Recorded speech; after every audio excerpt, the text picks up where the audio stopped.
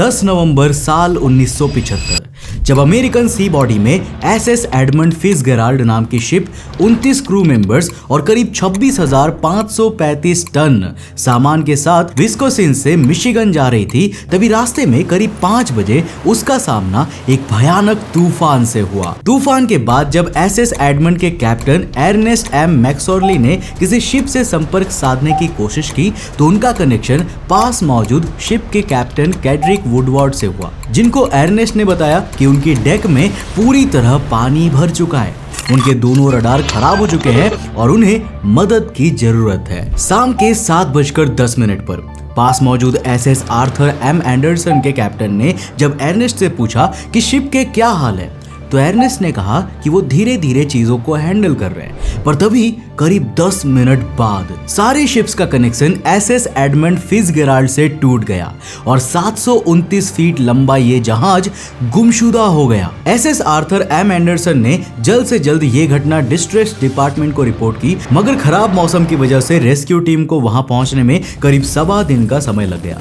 1.25 दिन बाद जब रेस्क्यू टीम वहां पहुंची तो उन्हें एसएस एडमंड की लाइफ बोट्स, शिप का थोड़ा सा मलबा और ऐसे कई टूटे फूटे सामान मिले, मगर शिप या उसके क्रू मेंबर्स का कोई भी नामो निशान नहीं था। फाइनली 14 नवंबर के दिन एक एयरक्राफ्ट को एडमंड का शिप रेक मिला और उसी के आसपास सोनार रीडिंग्स की मदद से 2 और लार्ज रेक्स भी मिले और इस शिप रेक के मिलने के बाद फाइनली सर्च को खत्म कर दिया गया और 29 के 29 क्रू मेंबर्स को डेड डिक्लेयर कर दिया गया।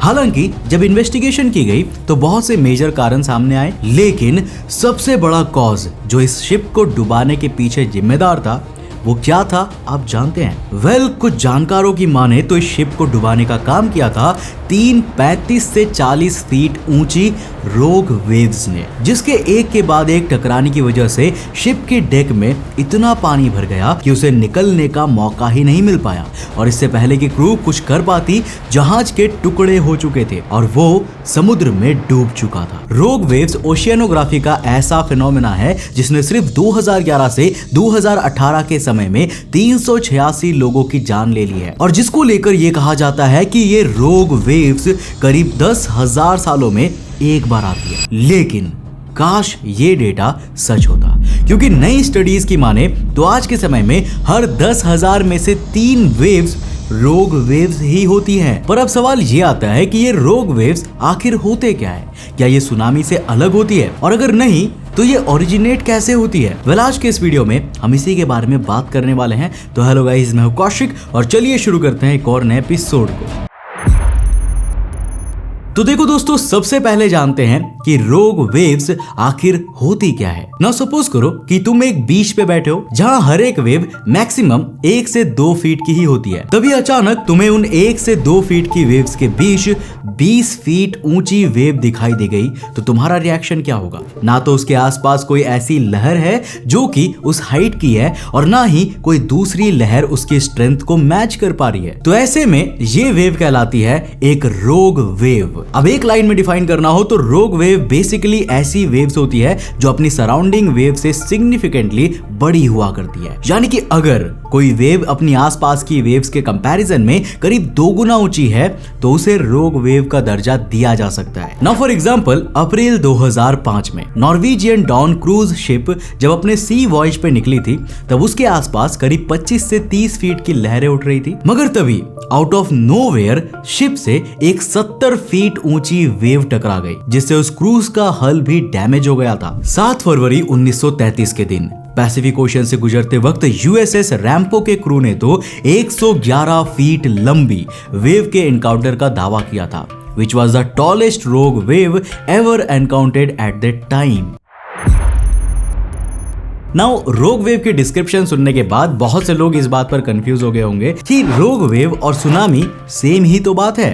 I mean, जरा कंपेयर करते हैं। सुनामी में भी एक्सट्रीमली बड़ी वेव्स होती है और सेम रोग वेव्स में भी सुनामी भी डिस्ट्रक्टिव होती है, रोग वेव्स भी, और दोनों की स्ट्रेंथ भी किसी नॉर्मल वेव के कंपैरिजन में कई गुना ज्यादा होती है। बट इतनी सिमिलैरिटीज होने के बावजूद रोग वेव्स सुनामी से बिल्कुल अलग होती है और इसका सबसे बड़ा रीजन है इन दोनों का ओरिजिनेशन, जहां सुनामीज तब किसी एरिया में इमर्ज होती है जब टेक्टोनिक मूवमेंट्स की वजह से समुद्र के ऊपर या नीचे भूकंप आ जाता है। तो वहीं पर रोग वेव्स के इमर्ज होने के पीछे कोई भूकंप नहीं है, बल्कि बहुत से अदर फैक्टर्स शामिल होते हैं, जैसे कि मौसम, उस एरिया के अंडर वाटर डिस्टर्बेंस और ऐसी ही बहुत सी चीजें जिनके बारे में अब हम आपको विस्तार से बताने वाले हैं। रोग वेव्स क्यों फॉर्म होती है, ये एक ऐसी मिस्ट्री है जिसे साल 1861 में ईगल आइलैंड लाइट हाउस में पहली बार ऑब्जर्व करने से लेकर आज तक कोई नहीं डिकोड कर पाया। मगर इसको लेकर कुछ ऐसी थियरीज और हाइपोथेटिकल मेथड्स जरूर है जिनसे इनकी ओरिजिनेशन को एक्सप्लेन करने की कोशिश की जाती है। और इन सब को समझने के लिए यू हैव टू अंडरस्टैंड कि वेव्स आखिर बनते कैसे हैं। देखो, जब भी विंड वाटर सरफेस से टकराती है ना, तो उससे फ्रिक्शनल एनर्जी क्रिएट होती है जो वाटर सरफेस पर ट्रांसफर हो जाती है। यही एनर्जी फिर वाटर सरफेस में मूवमेंट करने का काम करती है, जिसके थ्रू विंड द्वारा इनिशियल ट्रांसमिट करी गई ये एनर्जी एक पोर्शन ऑफ वाटर सरफेस से दूसरे वाटर सरफेस के पोर्शन पर ट्रांसफॉर्म होती रहती है, जो कि आखिर में एक वेव का फॉर्मेशन करती है। नाउ बेसिकली जितनी स्ट्रॉन्ग विंड एनर्जी होगी उतना ही स्ट्रॉन्ग एनर्जी का इंपैक्ट वाटर सोर्स पर पड़ेगा, leading to more powerful waves too. और पहला एक्सप्लेनेशन उसी से रिलेटेड है। थियरी नंबर 1 ये सजेस्ट करती है कि जब बहुत strong wind energy water surface पर इंपैक्ट करती है तो उससे कई सारी पावरफुल और बड़ी बड़ी वेव्स क्रिएट होती है। हाउएवर, जब दो extremely strong waves same direction में एक दूसरे के कांटेक्ट में आती है ना, तो उनकी एनर्जी एक्यूमुलेट हो जाती है और हमें सडनली एक नॉर्मल से ज्यादा ऊंचाई वाली वेव देखने को मिलती है।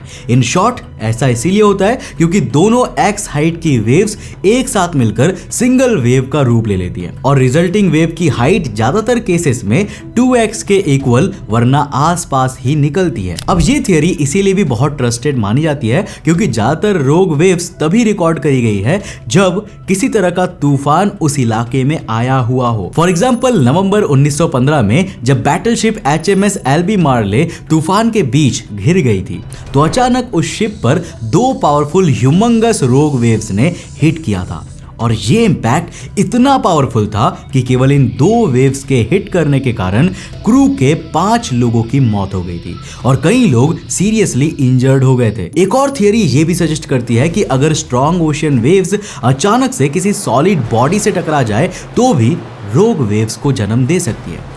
अब इसको समझने के लिए मुंबई के मरीन ड्राइव का एग्जांपल लेते हैं। देखो, जब समुद्र से तेज लहरें मरीन ड्राइव में पड़े पत्थरों से कुछ इस तरह से टकराती है ना, तो आप यहाँ पर खुद नोटिस करेंगे कि उस कोलिजन की वजह से उस नॉर्मल वेव के आकार के कंपैरेटिवली पानी कई फीट तक ऊपर तक उछल जाता है। अब ऐसा ही कुछ समुद्र में भी होता है, पर ऊपर नहीं बल्कि नीचे। जब किसी वाटर में वेव्स बनती है तो वो वाटर नहीं बल्कि उसमें ट्रांसमिट होने वाली एनर्जी की वजह से बनती है। अब ये तो हम आपको पहले ही बता चुके हैं, पर वेव्स जो हरकतें ऊपर करती है वही हरकतें अंडर वाटर भी होती है, मीनिंग कि सरफेस के नीचे भी वाटर में एक सर्टेन डेप्थ तक वेव्स बन रही होती है। और जब यही अंडर वाटर वेव्स सरफेस के नीचे किसी सॉलिड ऑब्जेक्ट से टकराती है तो ऑब्स्ट्रक्ट होने की वजह से ये भी कुछ वैसे ही रिएक्ट करती है जैसा कि सरफेस वाटर हाई स्पीड पर किसी ऑब्जेक्ट से टकराने पे उछल कर करता है। जस्ट लाइक वो मरीन ड्राइव वाला example. As per researchers, under water object से टकराने के बाद वो अंडर वाटर वेव्स ऊपर की तरफ एनर्जी ट्रांसमिट करती होंगी, जिससे कि ऊपर वाली वेव्स को और एनर्जी मिल जाती है and as a result this led to creation of a rogue wave. अब दोस्तों, इसके अलावा ना और भी ऐसे बहुत से प्रपोज्ड मेथड्स हैं to explain the creation of rogue waves, पर उनमें से कुछ इतने अब्सर्ड है कि उन पे बात करने का पॉइंट ही नहीं बनता।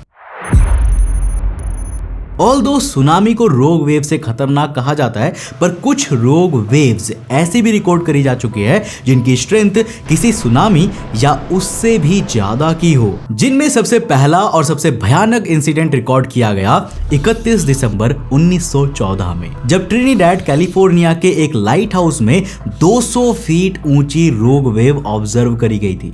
हाइट का पता भी इसीलिए चला क्योंकि एक्चुअल में वो लाइट हाउस ही सी लेवल से 175 फीट की ऊंचाई पर बना हुआ था और जब रोग वेव ने लाइट हाउस पे हिट किया तो लहर का पानी लाइट हाउस के भी काफी ऊपर तक आ चुका था, जिस वजह से यह एस्टिमेट किया जाता है कि उस रोग वेव की हाइट एटलीस्ट 200 फीट तक रही होगी। MS मूनचंद जो 12 दिसंबर 1978 के दिन अचानक ही समुद्र में गायब हो गई थी, उसके खो जाने के पीछे भी रोग वेव्स को ही जिम्मेदार माना जाता है। और इस हादसे में भी मूनचंद के पूरे 28 क्रू मेंबर्स कभी नहीं मिले।